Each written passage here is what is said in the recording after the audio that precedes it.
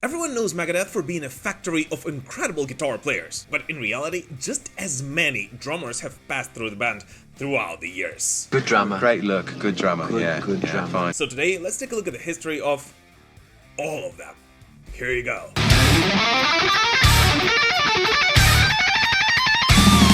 By the way guys, real quick, as always, please do not hesitate to comment on anything you hear or see in this video, and especially if you disagree with me, because the whole point of our Metal Pilgrim channel is, of course, to start a conversation.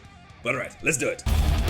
April 11th of 1983, Metallica put Dave Mustaine on a bus and thus kicked off one of the most legendary revenge stories in metal. He got back to Los Angeles, furious, focused, and already thinking about starting a new band, which, by the way, was initially going to be called Fallen Angels, but we all know that that name didn't really stick for long, and soon it would become what we all know today as Megadeth. Guitar and vocals. Hi. The first lineup rehearsed in places like Hollywood and Glendale, and behind the drum kit was a guy named Dijon Carruthers, just 20 years old at that time, the son of the actor Ben Carruthers. And by the way, in a strange twist, Ben Carruthers died from spinal cancer on September 22nd of 1983 at the age of just 47 years old. And some believe that's exactly why Dijon left Megadeth that year. He was then replaced that summer by Richard Girod, and it was with him with whom Megadeth put together their very first ever raw demo.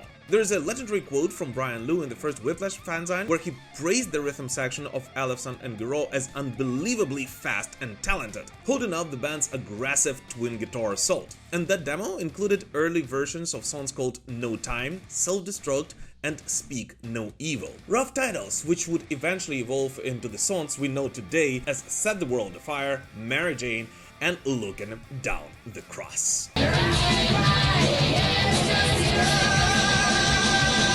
Girod didn't last that long. Dijon Carruthers actually returned to the band shortly after. At that time, Megadeth were testing out a vocalist named John Cyrus, a later of Agent of Steel. And according to Cyrus, it was Dijon who pushed the guys to bring him in as a serious vocalist contender. Yet despite all that, Carruthers never actually recorded with the band and left Megadeth for good in November of 1983. Just like that. It just went up. It just was like a flash of green light, and that was it.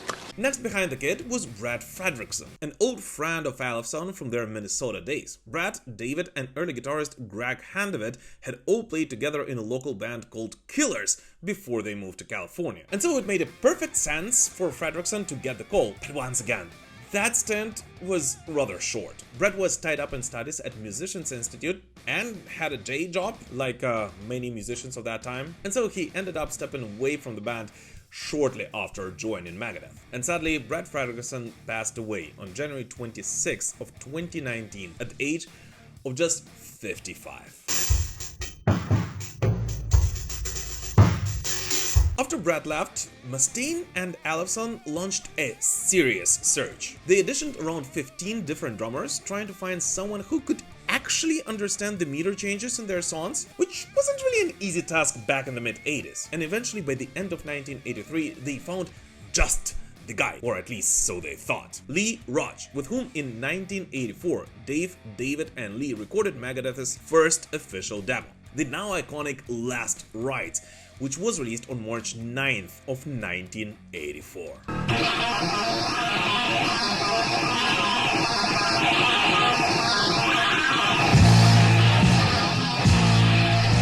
It featured early versions of the tracks that would appear in a more refined form on the band's debut album, Killing Is My Business and Business Is Good. But the craziest thing is that by the time that album would actually drop, there will be yet another drummer in the lineup. On October 24th of 1984, Samuelson officially joins Megadeth. Before this, he had been playing jazz fusion in a band called The New Yorkers, but they were struggling to get booked in California. Well, turns out instrumental jazz fusion wasn't exactly what the Sunset Strip was looking for in 1984. It cannot be. And soon after Garrett joined, his New Yorkers bandmate and longtime friend Chris Poland came in on guitar. And just like that, what Dave Mustaine would later call as the first real Megadeth lineup was complete.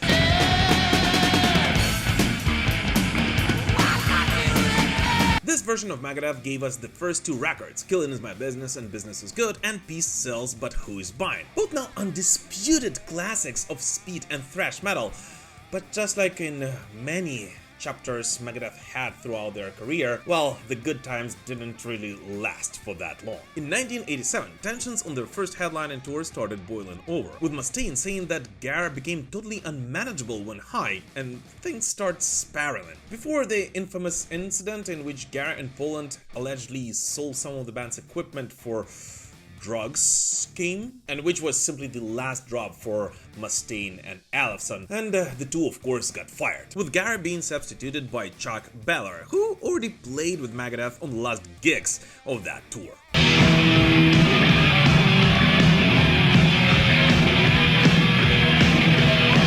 Before joining Megadeth, Behler played in a bunch of bands, with the most famous-ish, I guess, one being the Meanies and Sinclair. But he was of course connected to Megadeth because of being Gar Samuelson's drum tech. And I guess the biggest irony in all of this switch was the whole fact that just 2 years later, he would also be fired for drugs, and would also be replaced by his drum tech. Again!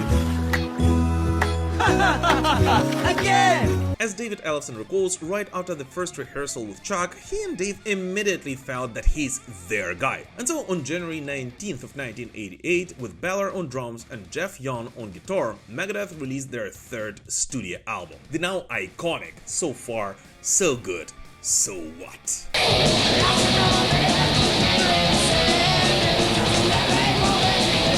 Overall, it was with Chuck Behler on drums with whom Megadeth really kicked off, including their first world tour to support the new album, during which they opened for Dio and Iron Maiden on their US parts of Dream Evil and Seventh Son of Seventh Son tours. And in August of 1988, Megadeth played at the iconic Monsters of Rock festival at Donington in the United Kingdom, thus cementing their place as one of the biggest heavy metal bands on the planet.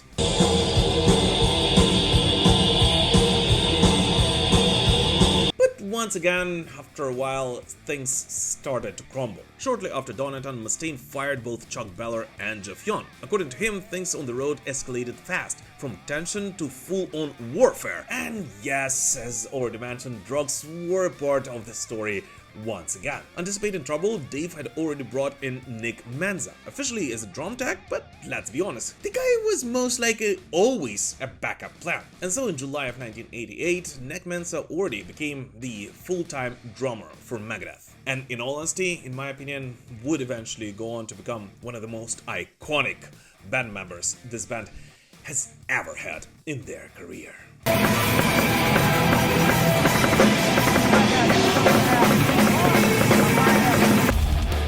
When Nick Menza officially joined Megadeth in 1989, the band unknowingly locked in their most legendary lineup. He had been already around for a while as a drum tech, but now he was at the center stage, and he was ready to make history. Menza would go on to play with Megadeth for nearly 9 years, longer than any drummer before him, and he also holds a record alongside Shawn Drower for the most studio albums recorded with the band, a total of 4.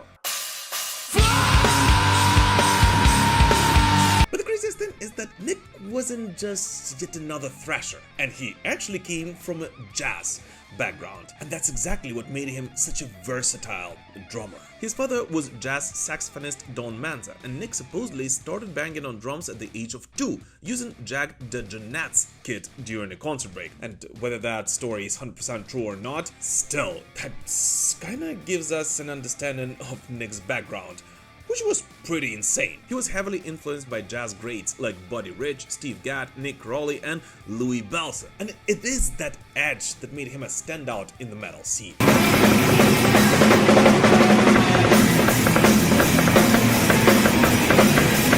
And at the same time, upon joining Megadeth, Menza wasn't really a newcomer to the world of metal as well, and even appeared on 1986 release called Into the Future with Rhodes, band led by Kelly Rhodes, the brother of the legendary Randy Rhodes.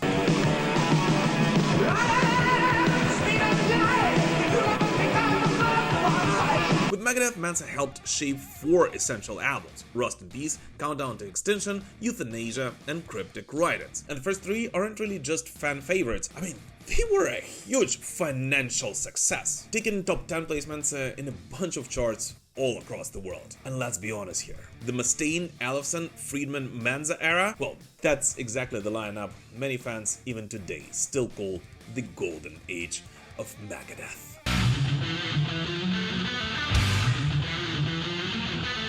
But things took turn in the summer of 1998 during the Cryptic Riders tour. A tumor was discovered in Menza's knee. And thankfully it turned out to be benign, but it had to be surgically removed. And just 2 days after that operation, Dave let Menza go from Megadeth. According to Menza, it was cold. According to Mustaine, it was because he believed Nick had been dishonest about his condition. And either of those ways, well, that wasn't really the ending most of the fans would hope for. Yes, that's true. Yet, Menza was out. And for the rest of the tour, Jimmy DeGrasso was brought in as a temp, but not for long. After finishing the Ozfest tour in August of 1998, Jimmy was promoted to full-time Megadeth drummer, and on August 31st of 1999, Megadeth released Risk, the most risky Megadeth record. And if we're being very honest, despite the whole fact that I do know that there are some people who simply love that record, well, at least commercially, it wasn't really a big hit. And so, in a true Megadeth fashion, unfortunately the band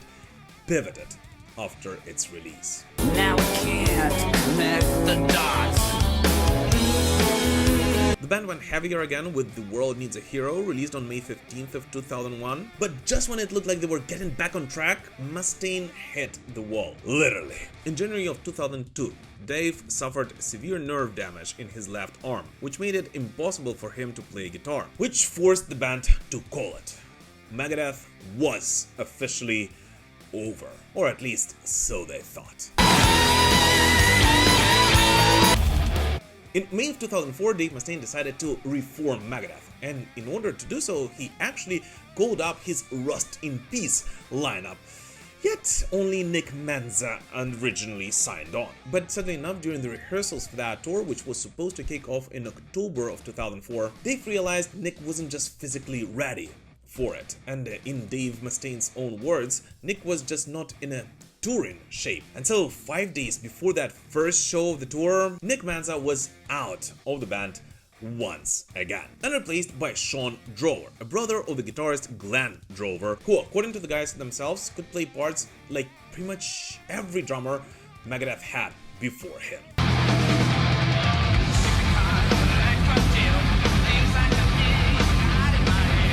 Those who knew Shawn from before did expect for him to be an amazing drummer and perfectly fit into Megadeth, but what no one could actually expect is that Shawn Drower would go on to become the longest lasting drummer Megadeth have ever had in their career. He held the throne for over 10 years, playing on 4 albums: United Abominations, Endgame, 13, and Super Collider. And although, in all honesty, those albums did not really hit the spot as much as Countdown to Extinction, still, 3 of those actually cracked the Billboard 200 charts and landed in top 10 each respectively, which, no matter what anyone may say, was a huge success. Then on November 26th of 2014, Shawn Drower walked away from Megadeth, and unlike many other drummers this band had throughout the years, he did so on his own terms, which actually made him the first drummer since Brad Frederickson who left the band voluntarily, and that's actually saying something. Shawn said he wanted to pursue his own musical interests, and despite how the revolving door usually works in this band, he had nothing but good things to say about his decades in Megadeth. Dave's a great lyricist. He's a great songwriter, obviously, but he's a great lyricist. He has a lot of great worldviews about things. And not long after, on April 4th of 2014, Megadeth announced the name of their new drummer, who was nobody else but Chris Adler, best known to everyone as the drummer of Lamb of God. All that for nothing, what a fucking waste of time! Mustaine hyped him up as a tremendous talent and an amazing person, and honestly, that wasn't an exaggeration. Adler was hired to lay down drums for Megadeth's 15th studio album, Dystopia, which dropped on January 22nd, 2016, and in my opinion, to this very day, I actually believe that that album, well, it hit hard.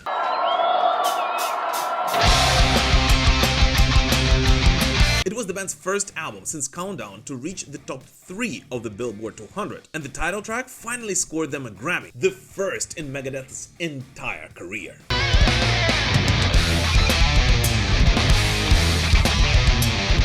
But Adler's stint was short. Once again. By July 3rd, 2016, Megadeth and Adler officially parted ways. And scheduling was the official reason because, well, Chris still was a drummer for Lamb of God. And given the fact that Dave Mustaine has pretty much always called Chris a session drummer for Megadeth, there was absolutely no beef between the two. And even more, in a rather classy move, he was the one who recommended his replacement, Dirk Verbeuren from Soilwork. And just like that, Megadeth had their very first ever European drummer in the band. And our continent is called Europe.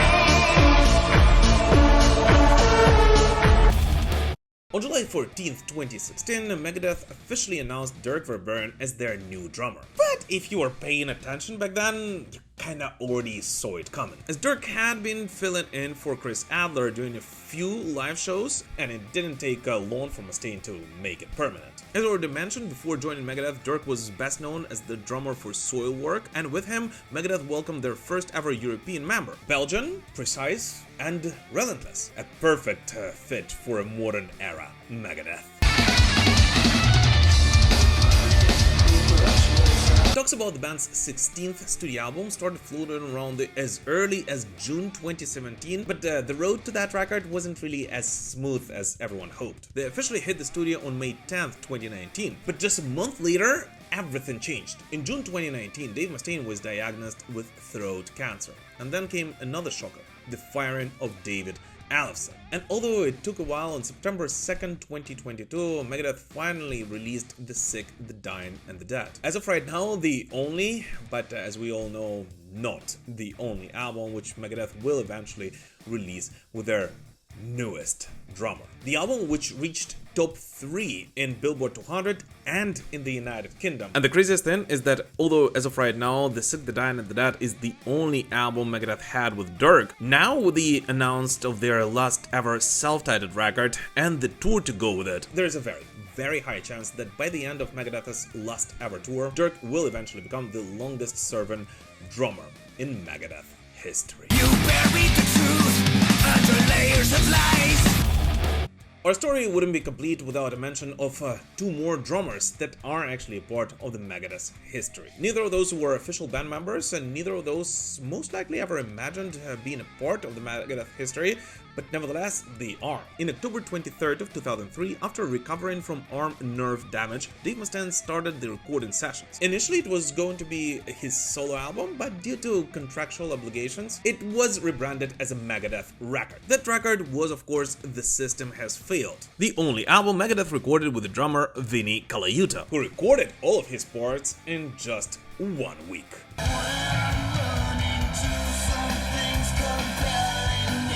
Interestingly enough, before working with Dave Mustaine, Vinnie never played metal, like ever. The guy is known for playing with Frank Zappa, Jeff Beck, Sting, and about 100 other jazz and fusion legends. And to this very day, The System Has Failed actually is the only metal album Vinnie had ever worked on. You were playing a Festival. Jazz Blues Festival. Where was that? Blues Jazz, really. Blues Jazz Festival. And then there is Tony Laureano, an absolute beast in the extreme metal world, with credits in bands like God Dethroned, Nile, and Malevolent Creation, who on October 8th of 2015 filled in for Chris Adler during the Asian leg of the Dystopia tour. And although he never really was a full member of Megadeth and never ever recorded anything with the band, still he did become a part of the history of one of the greatest thrash metal bands to ever walk this earth.